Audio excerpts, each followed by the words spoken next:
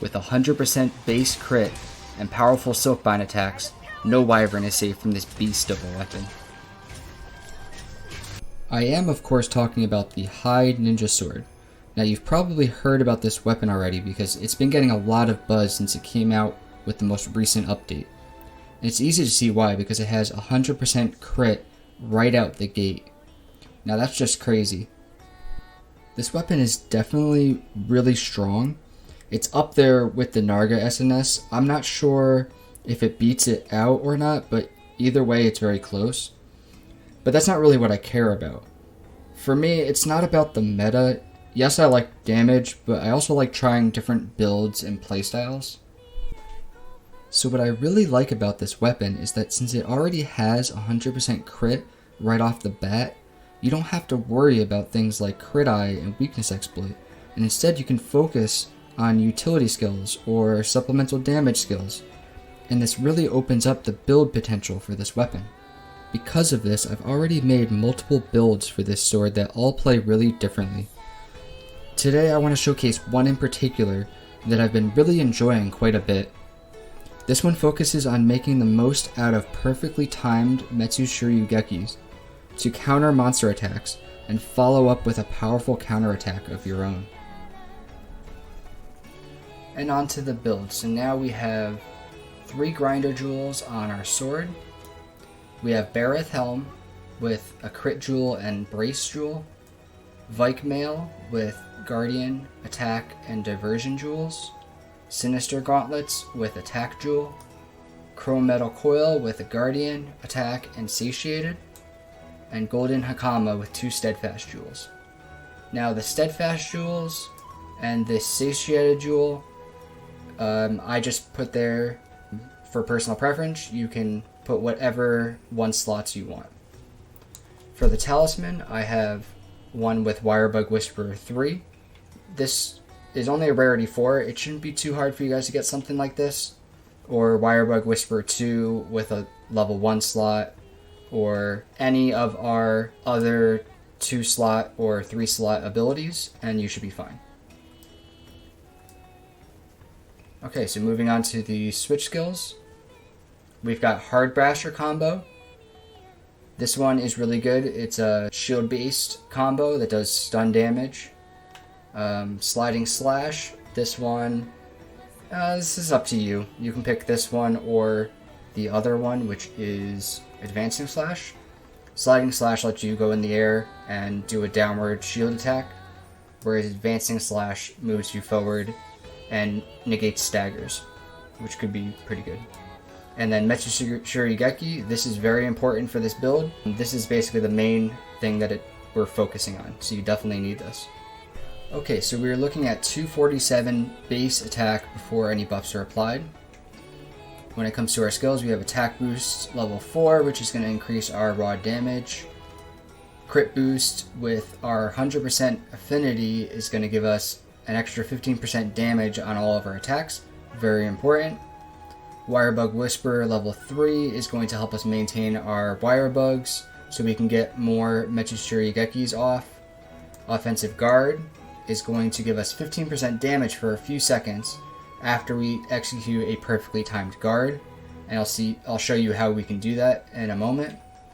We have Handicraft level 2 to give us blue sharpness, and Speed Sharpening level 3 is going to help us maintain our sharpness.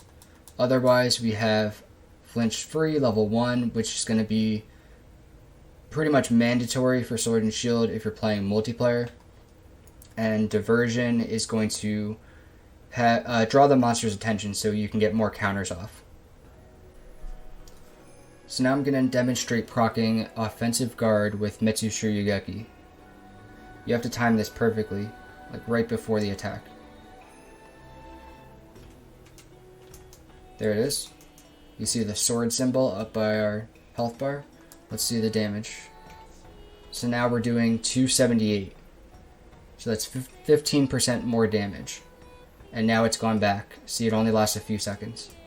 So this can be useful because oftentimes you're going to stagger or knock down the monster when you time these perfectly. Okay, so I do that. Let's say I knock down the monster. He's staggered.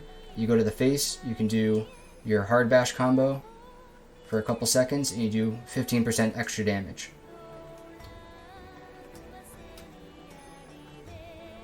So you might be thinking, well, what do you do if the monster's already knocked over and you can't trigger offensive guard? Well, there's a little trick for that using barrel bombs. So if the monster's knocked over, you can place a barrel bomb and boom, instant counter. Now I didn't get the timing perfectly to trigger our counter, but let's see if I can do it this time. Yep, there you go. Boom. So this takes a lot of practice to get down because it's a little tricky, but essentially what you're doing is you're placing the bomb, taking out your weapon, and you have to turn around, because if you are not facing the bomb, let's say I do it this way and try, if it's facing your back, you're just going to get blown up. So when you place the bomb, you have to take out your weapon, and then you have to kind of like, see how I'm under it? I have to turn around. Boom. So once you get that down, this could be a really useful tool.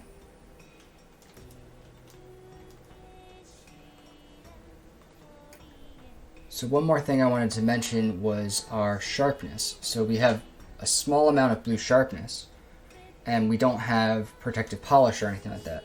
But that's okay because we're mostly using shield attacks, and our shield attacks with the sword and shield don't use any sharpness. So our hard basher, no sharpness.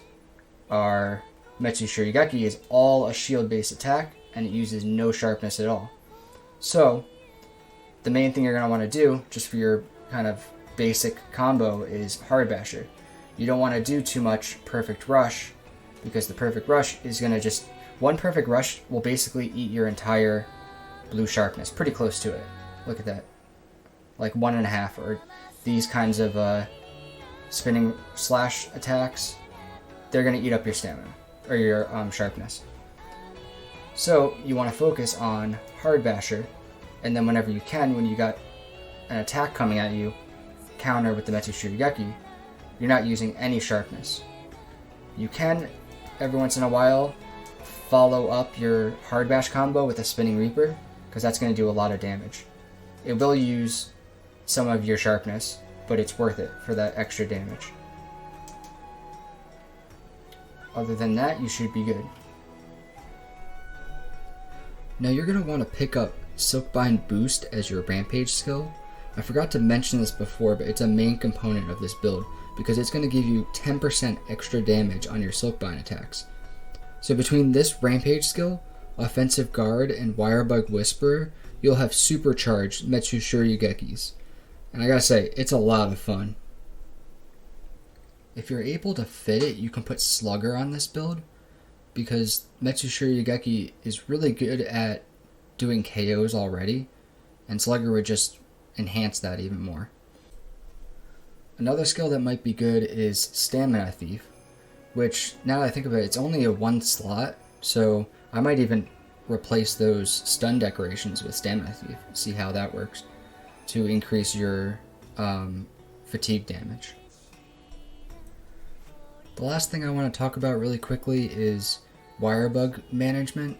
You really want to make sure that you always have a third Wirebug for this build.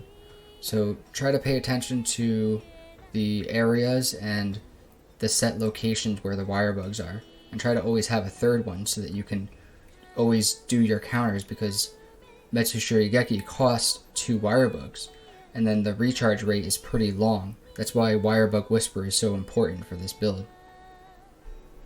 Anyway, this is my High Ninja Metsu Shuryugeki build. Hope you enjoyed, and I'll be trying to make some more of these whenever I can. Until next time, see you guys later.